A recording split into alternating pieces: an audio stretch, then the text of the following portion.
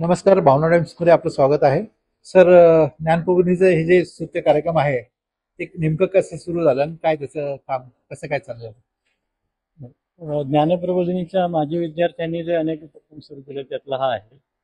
5 वर्षांपूर्वी ज्ञानप्रबोधिनी प्रशालेची सुवर्ण महोत्सवी एक समारंभ झाला होता आणि त्याच्यामध्ये जगभर पसरलेले आमचे जे माजी विद्यार्थी आहेत ते सगळे एकत्र पूर्ण दिवसासाठीच्या कार्यक्रमासाठी एकत्र जमले होते आणि त्याच्या 6-8 महिने आधीपासून तयारी अशी चालू होती की जेव्हा सगळे ते एकत्र येतील तेव्हा नुसते एकत्र येऊन एक दिवसांनी परत जातील समजा आपापल्या ठिकाणी, तर पुढे त्याचा कनेक्ट कसा राहील हा त्याच्या मागचा विचार होता. आणि म्हणून त्या 2019च्या सुवर्णमहोत्सवी कार्यक्रमानंतर त्याचे विविध गट तयार झालेले आहेत.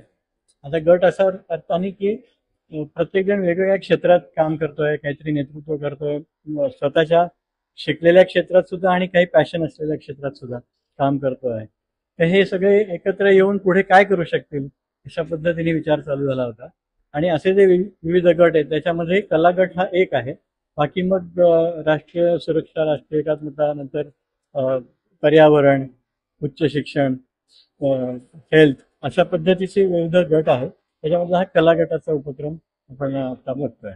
या उद्देश काय साध्य झाला आतापर्यंत, म्हणजे कुठल्या गटापर्यंत, कुठल्या विभागापर्यंत जाऊन पोहोचलो, तर कुठल्या क्षेत्रात आपण हे जाऊन पोहोचलो आपण? आता कला गटाविषयी जर बोललो आपण तर 5 वर्षापूर्वीपासून आम्ही हे सुरू केलं आणि त्याच्यामध्ये मुख्य त्याचा उद्देश असा आहे की कला नेमकं काय करते, तर भावनांचा आनंद, भावनांची अभिव्यक्ती मुख्यतः, बरोबर. आणि त्यातनं आनंद घेणे हा त्यातला महत्वाचा भाग आहे. पण एंटरटेनमेंटच्या पलीकडे जाऊन सुद्धा कला ही समज वाढवते, एकमेकांचं अप्रिशिएट करण्याची क्षमता वाढवते, हा त्याच्या मागचा मुख्य हेतू आहे.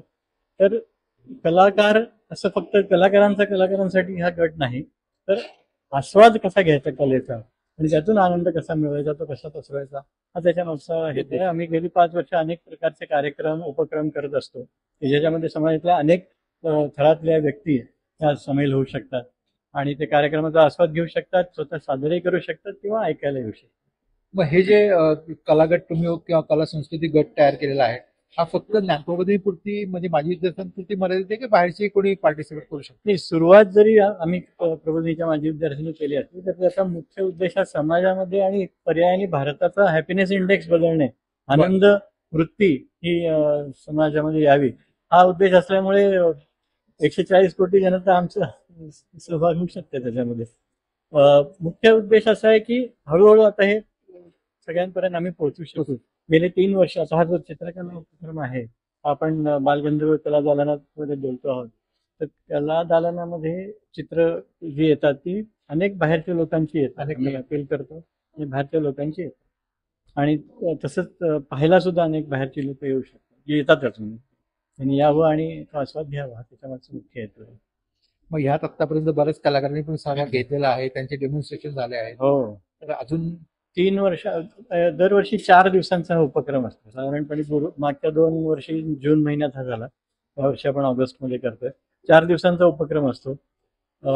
साधारणपणे 4 ते 5 मोठे कलाकार डेमॉन्स्ट्रेशनसाठी, किंवा नुसतं डेमॉन्स्ट्रेशन असं नाही तर त्या निमित्तानं संवाद साधण्यासाठी सुद्धा येतात आणि अतिशय प्रगल्भ संवाद होतो. म्हणजे लोकांना ते जास्त आवडतं की डेमॉन्स्ट्रेशन अनेक ठिकाणी ते पाहतही असतील किंवा नुसती चित्र अनेक कला दालनात बघायला मिळत असतील, परंतु कलाकारांचा त्यामागचा विचार, कलेबद्दलचा विचार हा लोकांना ऐकायला मिळतो आणि अतिशय आनंदाने आणि उत्स्फूर्तपणे लोक सहभागी झाले.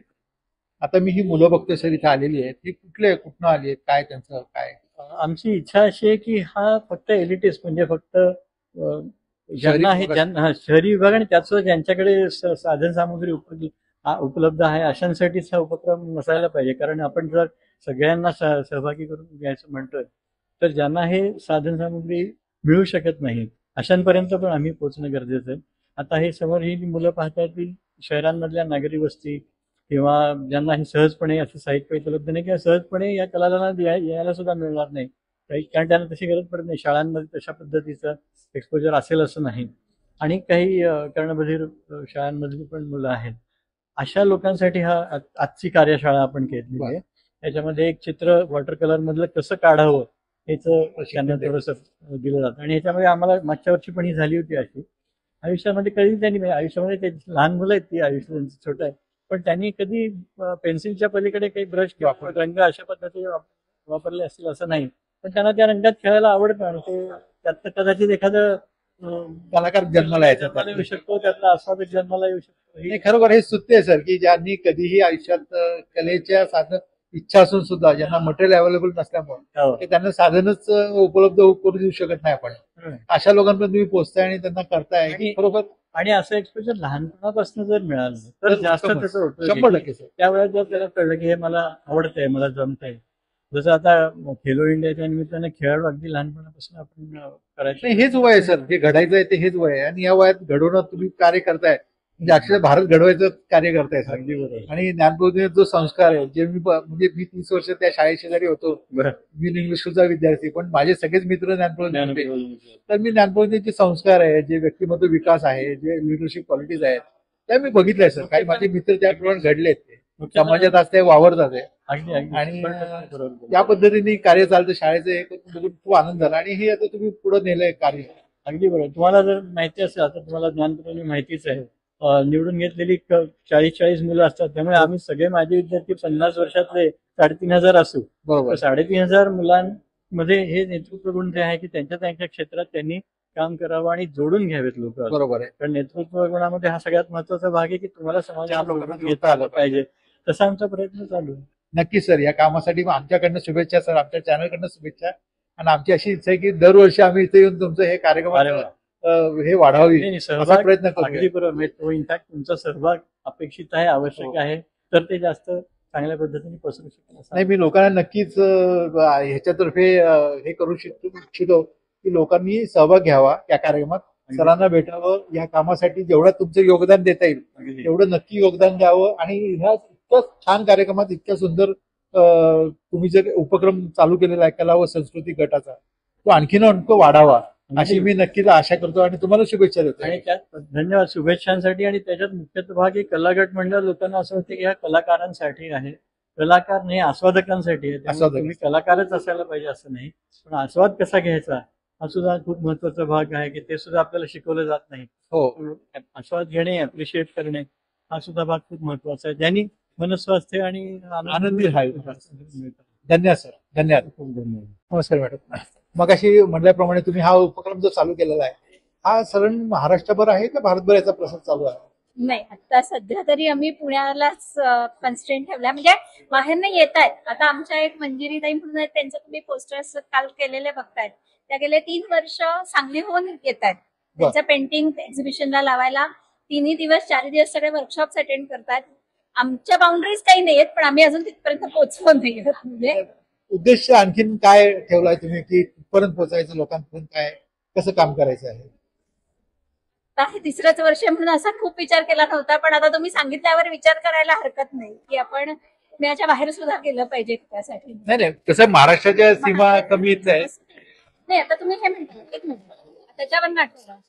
आमच्या जिथे जिथे सीमा विभागात मणिपूर, काश्मीर आणि छत्तीसगडला जिथे शाळा आहेत, तिथे आमच्या इथले शिक्षक ज्यावेळेला नेहमी जातात, 2-2, 3-3 महिने तिथे राहतात, तिथल्या मुलांना शिकवतात आणि येतात. तर ते पेंटिंगचे सुद्धा तिथे शिक्षण ऑनलाईन सुद्धा क्लासेस घेतलेले आहेत, म्हणजे ऑलरेडी चालू आहे. भारतभरच्या याच्यामध्ये चालू आहे, फक्त त्यांची पेंटिंग यायला इथपर्यंत पोहोचली नाहीयेत आमच्याकडे. काही हरकत नाही, पण ही अशीच उपक्रम चालू राहो. लोकांना मी आवाहन करेन की जास्तीत जास्त लोकांनी यात सहभाग घ्यावा आणि मदत करावी आणि या लोकांना जास्तीत जास्त मुलांपर्यंत पोहोचून त्यांना आनंद देण्याचा प्रयत्न त्यांनी करावा. याबद्दल शुभेच्छा, धन्यवाद. नमस्कार मॅडम. नमस्कार. तुमचं ज्ञानप्रबोधिनीतर्फे जे काम चालतं, हा उपक्रम चालतो, त्याच्याबद्दल काही सांगाल का? हा ज्ञानप्रबोधिनी तर्फे आनंदी शिक्षण विभाग म्हणून एक प्रकल्प चालतो. तर त्याच्यामध्ये काही आदिवासी तांडे, रायगड, हराळी अशा ठिकाणी असणाऱ्या आदिवासी तांडे कातकरी समाजासाठी आम्ही काही काम करतो. त्या मुलांना आपल्याला पुण्यामध्ये ज्या गोष्टी सहजपणे उपलब्ध होतात त्या गोष्टी तिकडच्या मुलांना खूप कष्टाने मिळवाव्या लागतात. त्याच्यामुळे त्यांना डिजिटल साधनामधून, प्रत्यक्ष साधनामधून आम्ही त्यांना शिक्षण देतो आणि त्याच्यामध्ये त्यांना आम्ही व्हिडिओ दाखवतो, गाणी गोष्टीच्या रूपाने किंवा व्हिडिओच्या माध्यमातून असं आम्ही त्यांना शिक्षण देतो आम्ही त्यांना. आणि त्याच्यामध्ये त्यांना खूप काय काय गोष्टी त्याच्यामध्ये त्यांना आम्ही शिकवतो. त्याच्यानंतर आणि तिथे शिकवणारी जी असतात ती त्या वाड्यांवरचीच लोक असतात. आम्ही त्यांना आमच्या केंद्रातर्फे आम्ही त्यांना प्रशिक्षण देतो आम्ही त्यांना, आणि ते प्रशिक्षण देऊन आम्ही त्यांना की त्यांना ते कसं शिकवा. आम्ही त्यांना काही ऍप्स देतो, काही डिजिटल साधनं देतो, प्रत्यक्ष साधनं देतो, आणि त्याच्या माध्यमातून ते शिक्षकांना आधी शिक्षित करून त्यांना आम्ही शिकवतो. अच्छा, तिथे म्हणजे असा साधारण उपक्रम कधीपासून चालू आहे? असा उपक्रम जवळजवळ 2022 पासून सुरू आहे हा उपक्रम, आणि आता तो वाढत वाढत यावर्षी जवळजवळ 52 केंद्रामध्ये सुरू आहे. 1000 पेक्षा जास्त मुलं ह्याच्यामध्ये आता या शिक्षणाअंतर्गत शिक्षण घेतात. घेतात. वा. या उपक्रमाचा सर्वसामान्य मुलांना किंवा खालच्या लेवलच्या मुलांना हा, उपयोग झाला नाही की ज्यांनी झाला, कधी बरोबर. कलेविषयी जाण असून सुद्धा त्यांना बरोबर. संधी मिळाली नाही, बरोबर. त्यांना हा अभ्यासाला पूरक म्हणून एक उपक्रम आहे. आणि या आमच्या आम्ही त्यांना वर्ग म्हणतो. या वर्गामध्ये आमच्याकडे काही हंगामी मुलं पण येतात, म्हणजे जी काही कामासाठी 6 महिनेच एखाद्या गावामध्ये येतात, तर त्या पण मुलांना आम्ही त्या शाळेमध्ये घेतो, आणि ती मुलं खूप आनंदाने शिकतात तिथे. नक्कीच लहान हो. मुलं तर या बाबतीत म्हणजे करतातच. आता असं पण सुरू आहे की तिथल्या गावातली लोक त्या मुलांना पण शिक्षणासाठी ठेवून घ्यायला तयार आहेत. आई वडील तर दुसरीकडे कामासाठी जाणार, पण असं आहे की ते म्हणतात तुम्ही जेवणाची सोय करा त्यांची म्हणून, कारण त्यांना त्यांच्याकडे स्वतःकडे पण एवढा पैसा नाही की ते दुसऱ्या मुलांना जेवायला घालतील. चालू शकते. तर अशासाठी आम्हाला डोनेशन मिळालं तरी सुद्धा नक्कीच आपण आवाहन करू आहे. लोकांना की ह्याच्यामधून जर का डोनेशन मिळालं तर खूपच.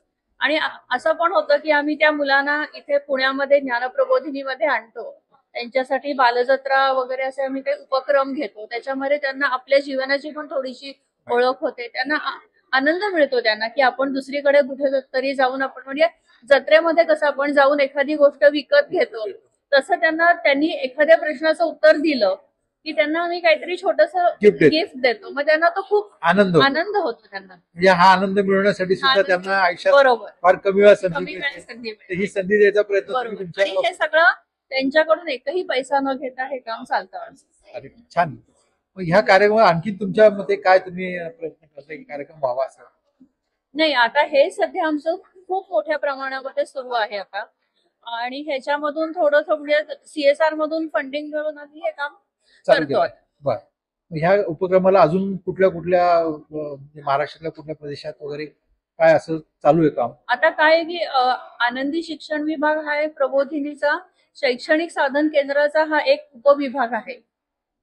ज्ञानप्रबोधिनीच्या शैक्षणिक साधन केंद्रातर्फे अजून पण बरेच उपक्रम चालतात. त्याच्यामध्ये व्हर्च्युअल लॅबोरेटरी हा एक उपक्रम आहे की ज्या मुलांना सायन्सची लॅबोरेटरी म्हणजे काय हे त्यांना माहिती नसतं त्यांना, तर त्यांना आम्ही ती साधनं म्हणजे ते व्हर्च्युअल लॅब बघण्यासाठी म्हणून ती साधनं आम्ही त्यांना देतो, आणि त्याच्यातर्फे ते ऍक्च्युअल प्रबोधिनीमध्ये ते प्रयोग कंडक्ट करून त्यांना ते दिसतात, म्हणजे त्यांना असं वाटतं की आपणच हे करतोय म्हणून. तो त्यांना मिळणारा आनंद खूप मोठा असतो, आणि ह्याच्यामध्ये जम्मू काश्मीर, आसाम इकडची मुलं पण आहेत. म्हणजे भारतभर हा भारतभर तुमचा प्रसार चालला आहे. चालतो. आणि अजून एक आहे तो दीक्षाचे व्हिडिओज असतात आमचे. बालभारतीच्या पुस्तकाच्या खाली तुम्ही बघितलं असेल तर प्रत्येक धड्याखाली QR कोड असतो. QR कोड असतो. ते जे QR कोडचे जे व्हिडिओ असतात ते पण आमच्या इथे तयार होतात शैक्षणिक साधन केंद्रामध्ये. बरं. ते तुम्ही तयार करून त्यांना कनेक्ट करून तुम्ही लोकांपर्यंत बरोबर पोहोचवायचा प्रयत्न करता. बरोबर बरोबर. मग असा तुमचा उपक्रम आणखीन वेगळे काही उपक्रम याच्याशी कनेक्टेड आहेत का? हा, आता हे सध्या 3-4 आहेत, हे एवढे उपक्रम आहेत आता, म्हणजे शैक्षणिक साधन केंद्राच्या अंडर हे येतात. बाकी प्रबोधिनीमध्ये भरपूर उपक्रम चालतात. ते जर का तुम्ही सगळ्यांनी एकदा व्हिजिट दिली तिथे तर नक्की नक्की मी लोकांना आवाहन करेन की लोकांनी व्हिजिट करावी नक्की आणि या उपक्रमांना तुमचा भरभरून प्रतिसाद लाभावा, म्हणून लोकांनी त्यांना मदत करावी मदत करा. आणि त्यात सहभाग घेऊन हा आनंद सर्वदूरपर्यंत पाठवावा असे मी हे करतो. धन्यवाद मॅडम. थँक्यू.